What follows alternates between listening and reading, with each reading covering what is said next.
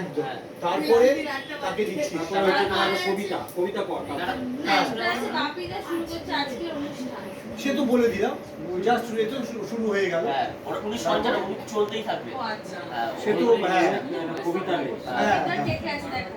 দেবাংশের একজন আছে, অঙ্কিতের আছে। হ্যাঁ এরপর একজন কবিতাওয়ালাকে বার কর। ওই তো কবিতাওয়ালাদেরই বলছে, এবার তুমি বলো কাকে চুজ করবো।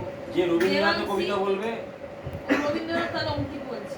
অঙ্কিত বলো, যে তুই অঙ্কিতকে দিয়ে দে, তবে চেঞ্জ হলো একবার নজরুল তাহলে কোনো একটা মেয়েকে দে।